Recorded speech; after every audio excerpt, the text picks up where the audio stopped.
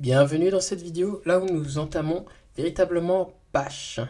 Donc, qu'est-ce que nous allons faire là-dedans? En fait, nous allons juste commencer par une simple introduction des commandes usuelles. Donc, commandes usuelles, mais non exhaustives, parce que c'est vrai qu'il y a plusieurs commandes, beaucoup de façons de faire la même chose, mais là, nous allons concentrer sur la base, ce qui fait un peu l'essence, pour pouvoir en fait commencer gentiment, et après, on pourra voir des choses sympas et des alternatives. Alors, donc... Une image qu'on peut se donner encore, c'est lorsque nous voyons en fait notre ordinateur, nous l'allumons, nous arrivons finalement dans le login, nous mettons en fait nos coordonnées, nous sommes maintenant après logués, et là nous arrivons sur notre bureau, notre desktop. Et donc il y a des choses qu'on peut faire dans le desktop, et l'une des principales choses qu'on fait, c'est ouvrir simplement des applications. Et bien en fait, dans le terminal, il y a aussi cette possibilité. Si le terminal, ou je veux dire plutôt le shell, c'est où se trouvent les exécutables, donc il est capable aussi de pouvoir les lancer. Donc pour donner un exemple, si je veux lancer mon browser, je n'ai juste qu'à taper finalement le nom du browser, donc pour moi c'est Firefox, et il est capable de m'ouvrir Firefox. Je peux taper aussi autre chose, comme par exemple un logiciel, oui, GIMP. Il est aussi capable de lancer GIMP. Et aussi plein d'autres choses, comme par exemple Avelins, qui est mon éditeur de PDF, ou lecteur de PDF plutôt. Donc vous voyez, il y a la possibilité de pouvoir en fait lancer ces applications. Alors, qu'est-ce qu'on peut dire d'autre à partir de là? En fait, nous avons aussi une chose à retenir, c'est que pourquoi ce serait intéressant de lancer nos logiciels à partir du terminal? Donc quel serait l'intérêt à gagner derrière? En fait, ce qu'il y a, c'est que, étant donné qu'une commande peut être lancée dans un terminal, tant que cela peut être lancé dans un terminal ou être mis sous la forme d'une commande, finalement, en fait, ça peut être automatisé, donc on a plus de contrôle là-dessus. Donc on peut faire des choses assez sympas.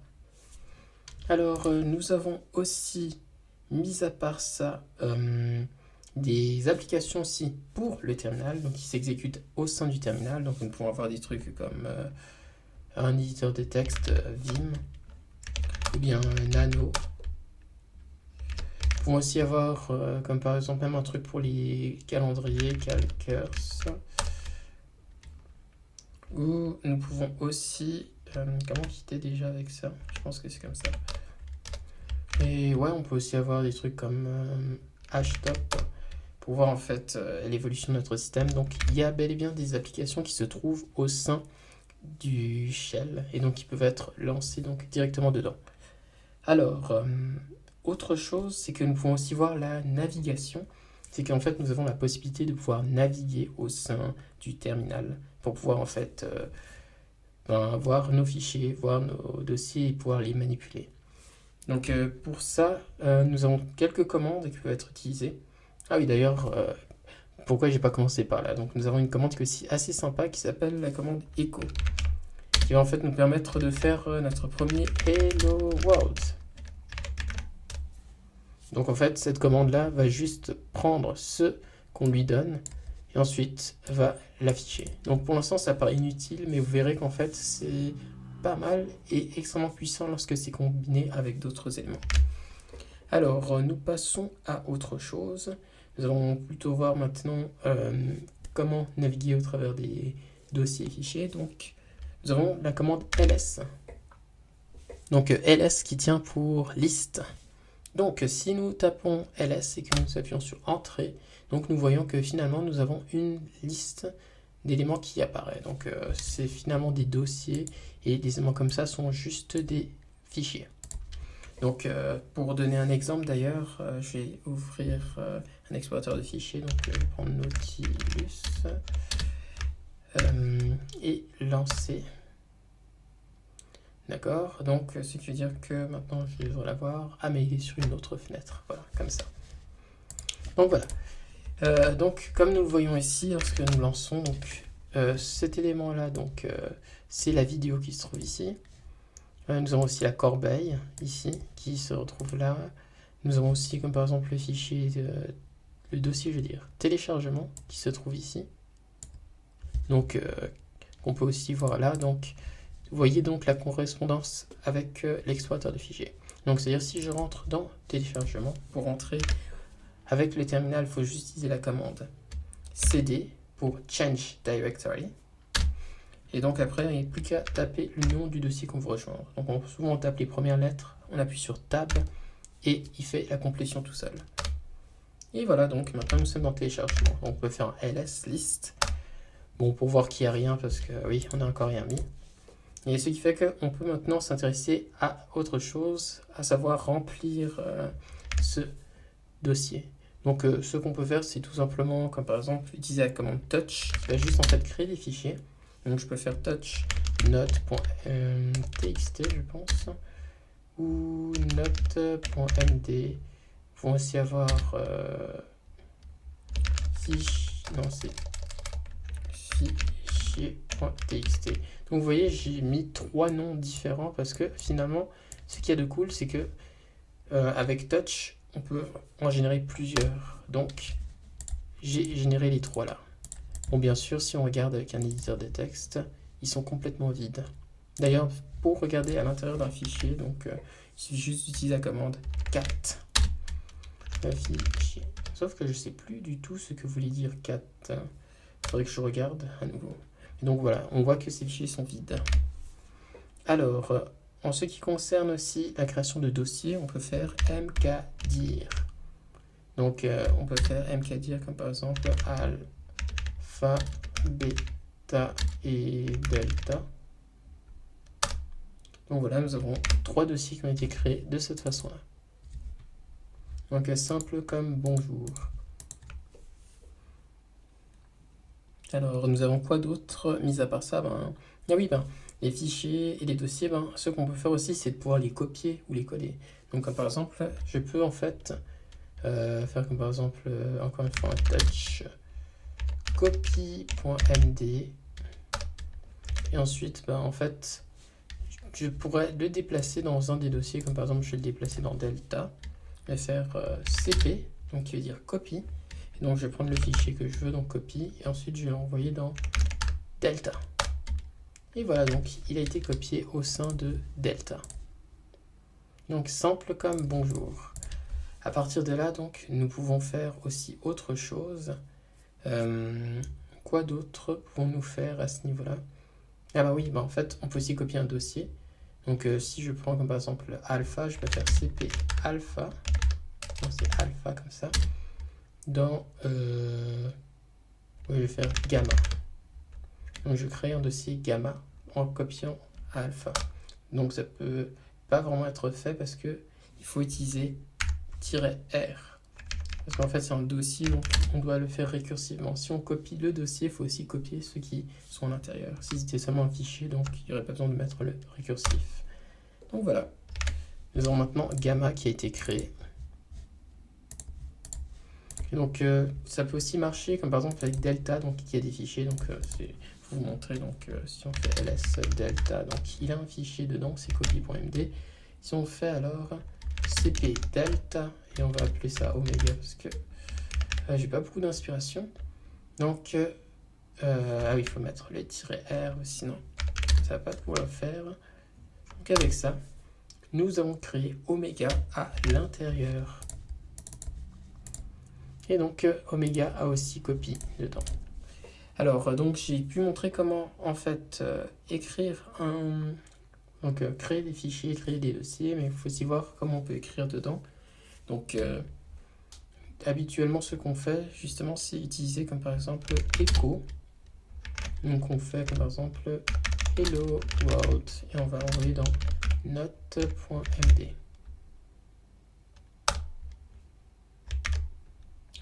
Oui, c'est vrai. Faut plutôt mettre les flèches pour dire mets-le dans note.md.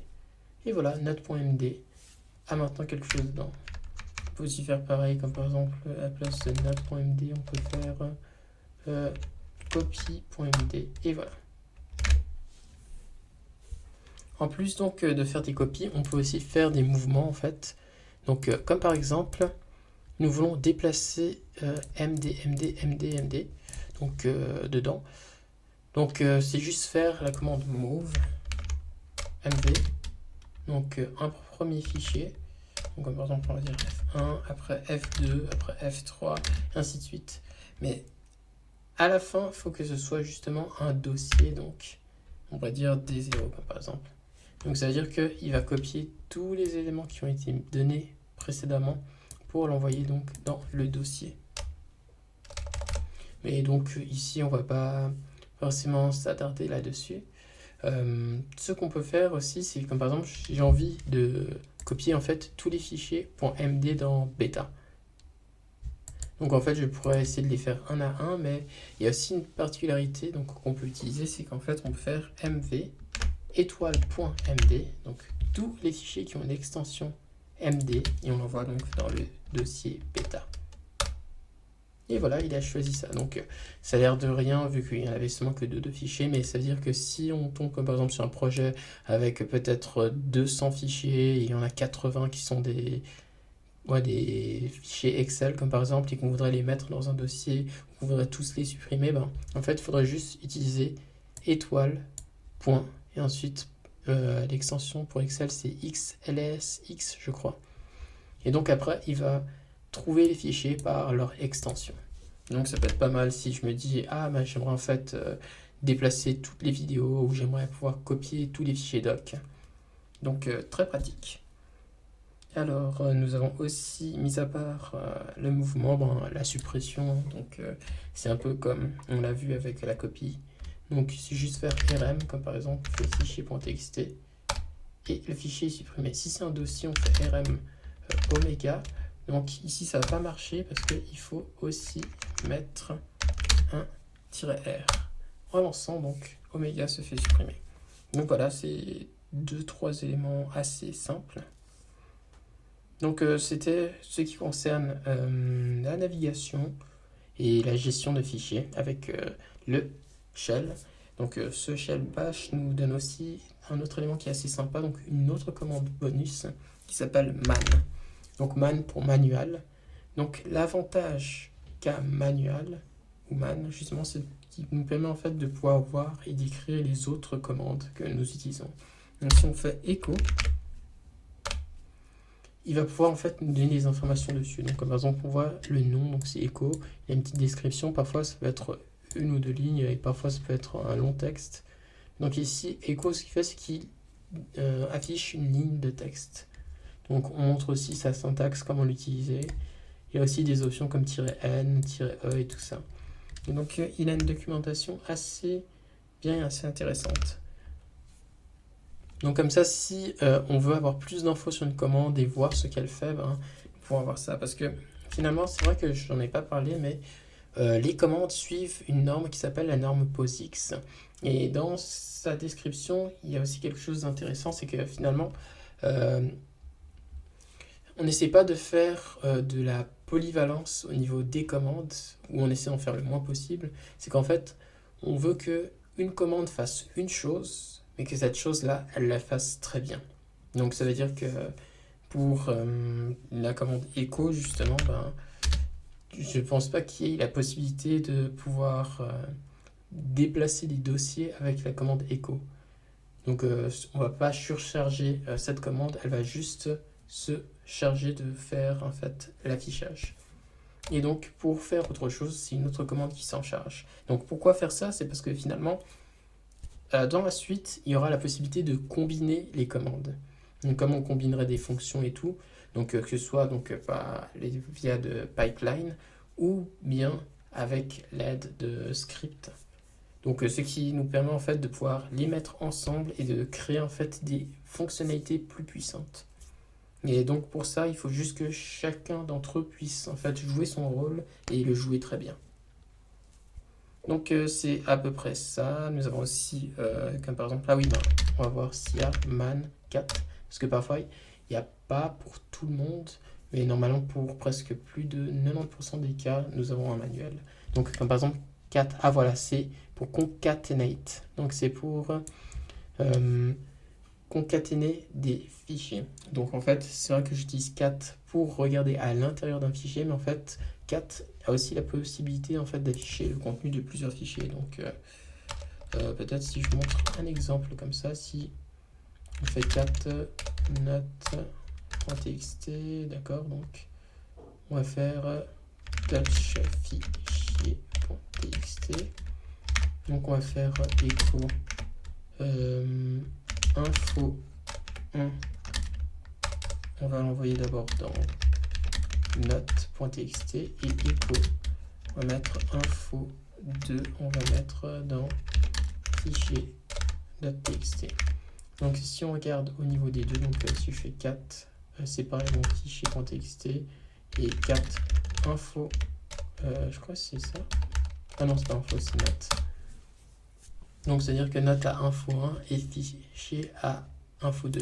Donc je peux aussi faire 4 notes et fichier, je crois comme ça.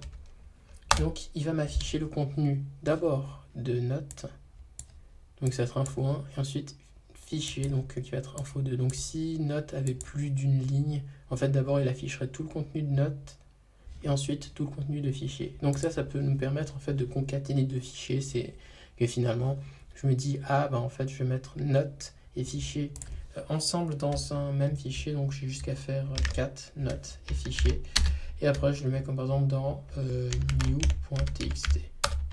Donc si on fait un 4 de new.txt, donc on voit qu'il contient le contenu des deux fichiers. Donc ces commandes essentiellement tout seul ont encore pas mal de choses à nous présenter ou à nous dévoiler justement, mais comme j'ai dit ici, c'est une présentation de quelques commandes usuelles non exhaustives, là où on ne va pas vraiment dans les détails 100%. C'est pour savoir que ça existe, c'est pour savoir que même pour chacune d'entre elles, vous pourrez aller plus loin, donc selon l'exemple d'utilisation. Donc bien évidemment, il y aura aussi des moments où nous allons pouvoir approfondir certaines commandes, mais pour l'instant, ce sera plutôt des commandes plus usuelles. Et donc si dans l'avenir cela nous est possible, donc on pourra aussi approfondir certaines autres commandes à ce niveau. Donc voilà, c'était vraiment une introduction pour présenter justement quelques éléments qu'on peut faire avec Bash. Donc ce sont les éléments de base. Donc avec ces quelques commandes que vous pourrez apprendre et essayer à votre plaisir et pouvoir voir justement comment cela fonctionne. Car cela sera très pratique lorsque nous commencerons aussi à faire nos premières automations avec le shell bash. Donc voilà, nous nous retrouverons alors pour la prochaine vidéo. Donc si je ne me trompe pas, dans celle-ci, nous allons pouvoir en fait traiter et manipuler justement les fichiers, mais cette fois-ci d'un point de vue plutôt orienté sur les données. Donc ça va être des fichiers de données que nous allons pouvoir manipuler. Donc voilà, je vous dis à tout bientôt pour la suite. Bye.